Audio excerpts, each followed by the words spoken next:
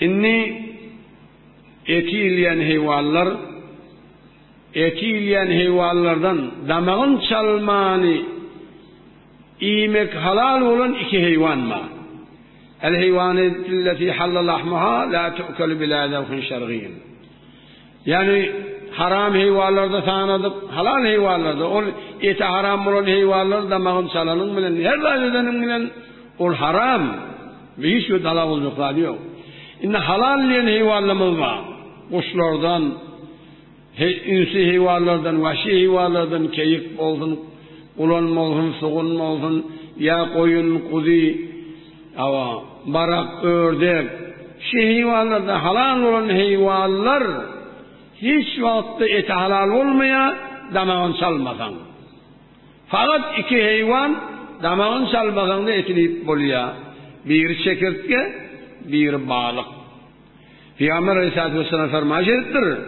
Uhillet lena meytetan es-semeku vel cerad. Damağı çalınmanı ölün hayvandan iki hayvan halalliktir Peygamber Aleyhisselam. Biri çekirtke, bir de balık tiptir. Çekirtke de her noğum olsun. Ol halal. Balığın da her noğum olsun. Damağın çalmanı iyi vermeli. Ve emmâ mâte be'âfetin ve huve't-tâfi feyu'kelû. İnha afet bilen ölse balık. Afet bilen ölse şonu da iyimek doğru. Hemen bir afet şu kema izâ heleke lizayqil mekan ve't-terâv.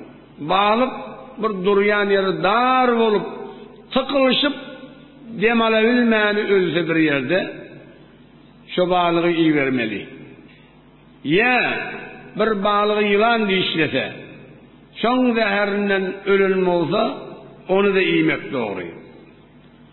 Ya bir demir kaçıp, çivik kaçıp, bir zat kaçıp, ağaç deyip ölüptür balığa onu da iyimek doğru. Ya içine bir soğuk içine bir derman oklanıptır. Şu dermandan bir külle kırılıptır balıkla.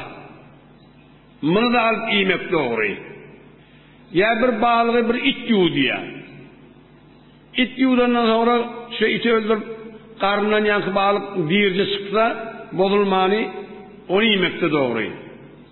Ya da bir balık suyun yüzüne kayıp yiyor. Önü arkası asmana karnı etek bolup kayıp yiyor. Ölüp kayıp yiyor. Şu balığı da yemek doğru. Ya bir balık afetlenme su akıp uğriptir. Susuz bu uğrik kalıp kırılıptır. O balıklar da yemek doğru. Ya su hevre kızgın oluptur. Şu kızgınlık sebeple balık kırılıptır. Onunla yemek doğru.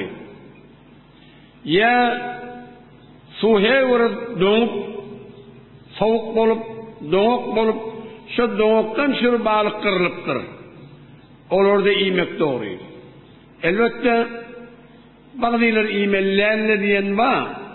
Şu yemek doğru diyen ve huve kavlu ammatul meşayih. Ve huve ezher ve erfak ve bihi yuftan.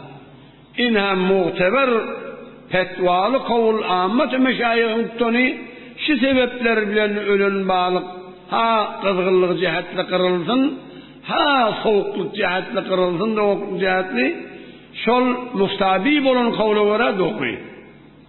İnharadil Muhtar diyen kitabın 5. cildinin 195. sayfasında ayıp düşünüyor. Ya bir balık bir dank koyuptur.